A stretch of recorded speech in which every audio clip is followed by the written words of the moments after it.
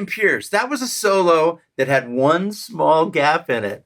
And I'm going to try another solo in a second that has a lot of spaces. It's more of a conversation. And for this particular track, I think I like it better. I think I prefer it. So we're going to evaluate what I just did and what you're about to hear. And I want to show you something that I think I need to remember, and maybe you need to remember also, which is to leave spaces and take pauses and have more of a conversation when you play. Click the link below for the online masterclass.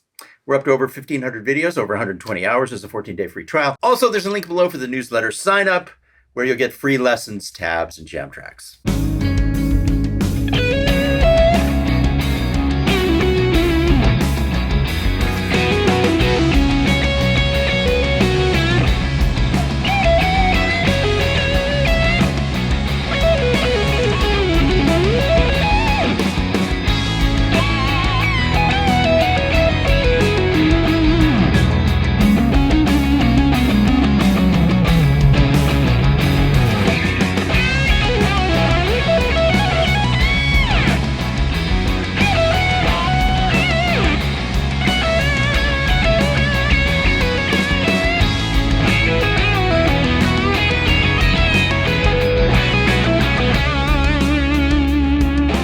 So the thing I like most about the opening solo is the melody at the beginning.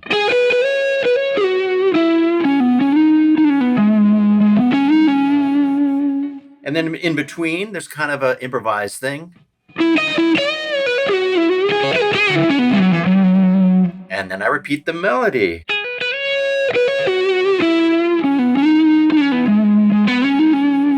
And then it goes into the body of it. And the thing I like most about the second solo is there's more of a call and response thing. I play a phrase, then I take a break. I step back, I listen to the music, and I respond. And what was shocking to me and enlightening at the same time is it created a whole different thought process, and I played different things. I made different choices, and to me it was better. This is one of my favorite jam tracks that I've made in a while. I really love making jam tracks. For me, it's like every jam track to me is like the great outro to a song that I loved in the past. That's my goal, is to make these jam tracks sound like this thing that happens that's hypnotic at the end of great songs. And this one in particular I really like, and I want to hear it. So anytime I take a pause and the guitars and the jam track pop out, it inspires me to play something else. So I react and I respond, and it becomes more of a conversation. It also gives my hand a chance to rest if I've done something particularly demanding. There are a lot of benefits to this. And so I think in the body of the song, it creates a better musical experience.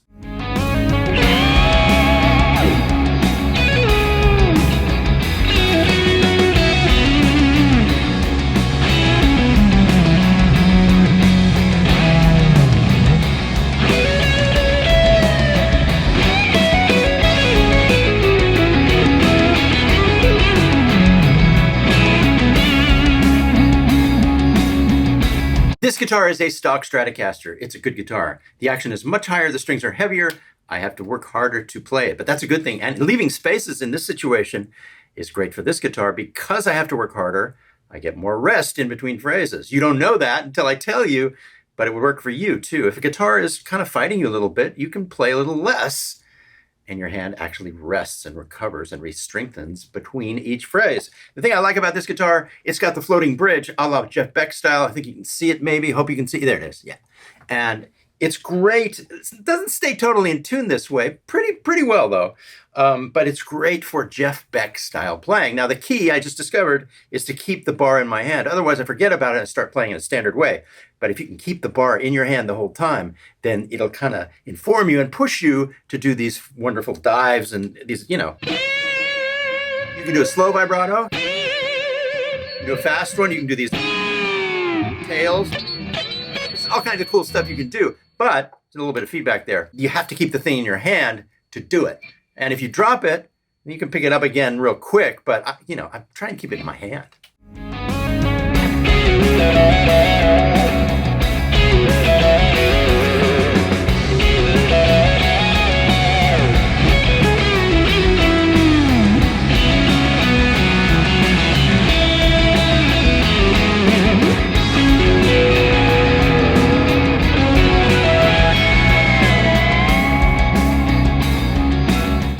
So this one led me into a bit of a surf direction because I dumped a bunch of spring reverb on it, and effects, often lead you to a certain style, and this did. But I started out with some Steve Cropper Hendrix-isms, double stop. Played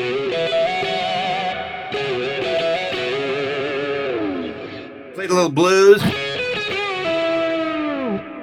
And then the surf stuff.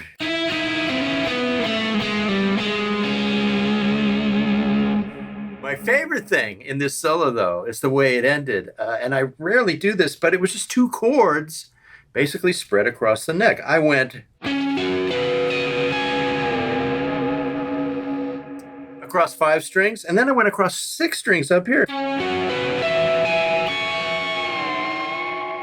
So almost at the top of the guitar. And you can do stuff like that if the sound is strong enough.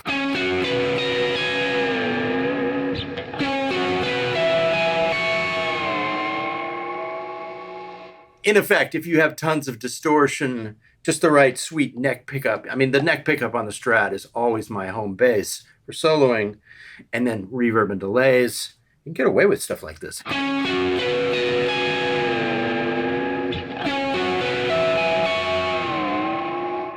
And in this situation, the wang bar really helps, because if it just sat there, it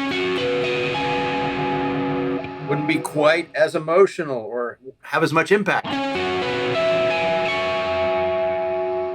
And also, the vibrato arm rubs against the effect. You got to talk about that.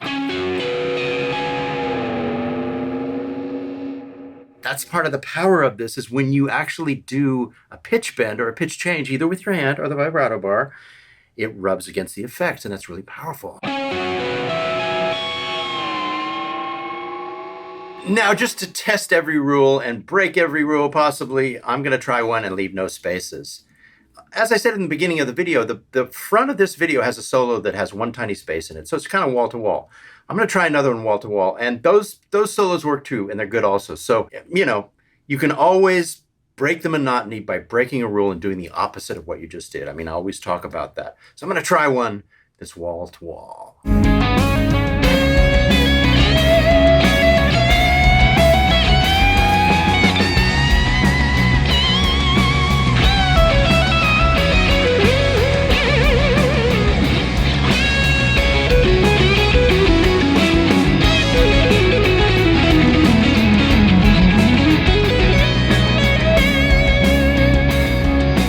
On this particular solo, I didn't use my hand vibrato at all, I don't think. And I'm a big proponent of 1 string playing just because of the way it sounds. And it really worked on this. This guitar actually has a lot of sustain on a single string. Up high.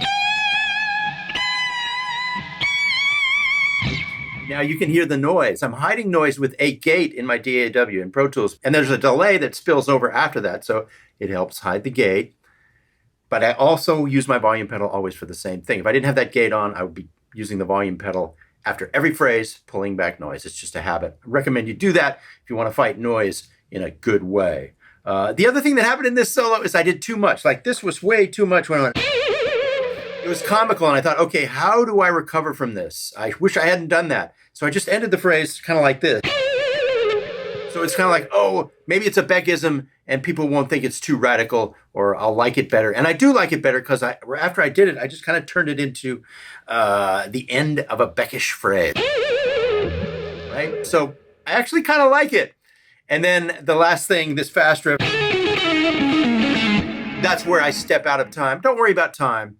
The key with that is when you come near the end of that burst, try and land solidly on a downbeat or an upbeat, or on something that sounds like a confident in time ending with the band. And I was able to do that. Lucked out.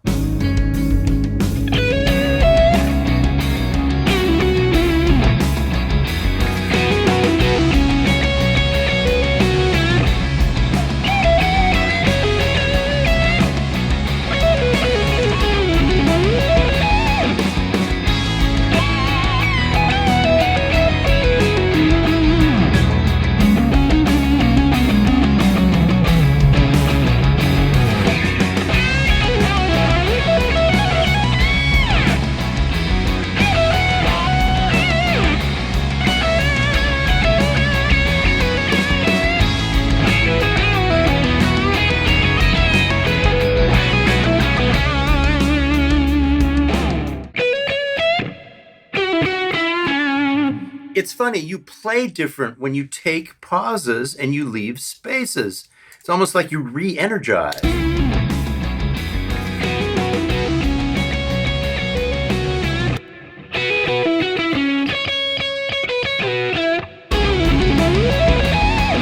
After playing, 3 or 4 straight phrases, I just wanted to flash out once. And the cool thing about that is, afterwards, my hand gets a chance to rest because I left another space.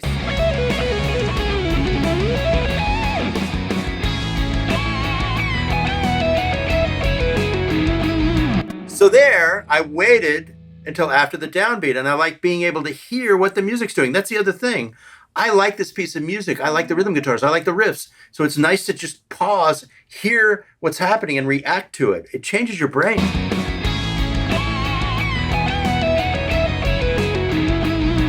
The band goes to B. I play the third. I like this riff because I like the pocket of it. Happens spontaneously. It's on 2 strings. A lot of it's on 1 string, and I'll show it to you.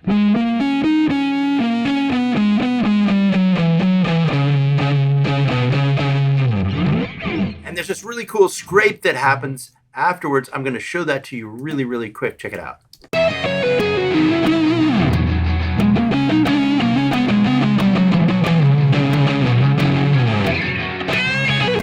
Those can be some of my favorite moments on guitar, when you move your hand across the strings and they're alive enough to where it makes this kind of shrieky, kind of ghostly sound in between phrases. Sometimes the noises a guitar makes are as cool as the actual notes.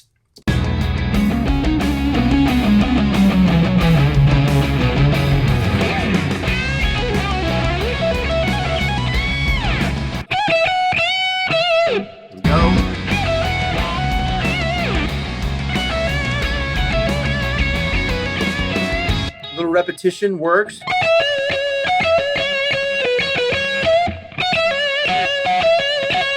Twice, maybe 3 times would have been too much. 2 was good though, I thought.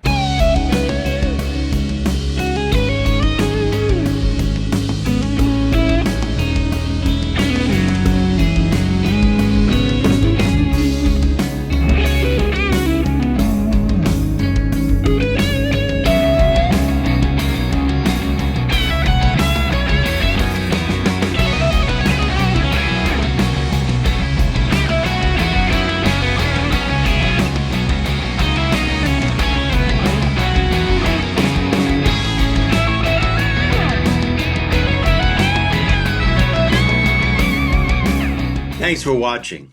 If you haven't subscribed yet, please hit the subscribe button and ring the bell. If you are a subscriber, please ring the bell.